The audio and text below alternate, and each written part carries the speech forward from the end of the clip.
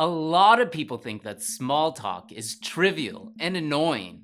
They think that talking about the weather or a TV show is a complete waste of time. Can we skip this chit chat and just get to work? But what they don't know is that small talk could lead to a promotion or even a future job. Small talk is the name given to short, surface level conversations that we have with people in line at the grocery store, with the person next to us on the bus, or with the colleague that we see as we're walking down the hallways at work. These conversations have a function. They're to build community, especially in the workplace. Here are 5 tips for small talk to help you go beyond. The first tip is to ask questions relevant to the immediate. For example, if you're in the lunchroom, you can ask a colleague, "Oh, how often do you bring your lunch to work?" If you're waiting for the shuttle back home, you could ask a colleague, "What part of the city do you live in?" When you ask questions relevant to the immediate, it feels a little bit more natural.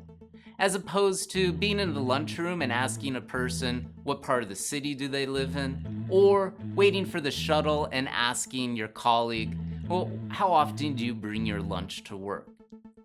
The second tip for small talk is, when you ask questions, remember to listen. Be careful about interrupting. For example, "Hey Michael, so what are you up to this weekend?"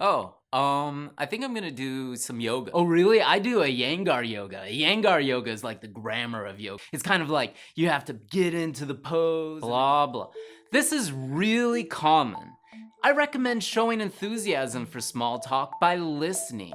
Ask your question, then let them finish, and then you can add what you have to say. For example, you could say, "Oh, that's pretty cool.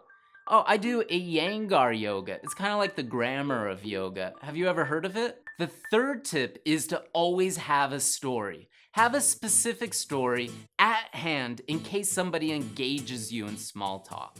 For example, on Mondays, you know what the small talk topic is going to be. It's going to be, "What did you do over the weekend?" So if somebody engages you in small talk, instead of being general and saying, "Oh, not much," you want to have a specific story. It doesn't have to be something extraordinary, like you went bungee jumping over the weekend. It could be something small and meaningful that happened to you over the weekend. Like you went to that new Greek restaurant that opened up in your neighborhood, or you saw a really interesting article on Facebook. This gives the other person something that they can relate to and possibly comment on to continue the small talk. The fourth tip for small talk is to watch the news or read headlines on your phone for about 5 minutes a day. Get to know some of the major topics that are happening currently. That way, if there's a lull in the conversation, you can bring that topic up. But be careful of heavy topics, like politics and religion. You want to steer clear of those topics because if you are talking with somebody that you don't really know, a debate might start. And that's going to make things strangely awkward. The fifth tip for small talk is to be present, to be in the moment. Nowadays, we're so distracted by everything that's going on. We've got our smartphones and our laptops open. Get to the work meeting 5 minutes early and engage people in small talk. If somebody pulls out their smartphone and starts texting away, don't pull out yours. Be present. When you give an invitation to small talk, yes, you're being vulnerable. You're putting yourself out there. Small talk takes practice and a little bit of courage. There you go, the 5 tips for small talk. Which of these was the most helpful for you?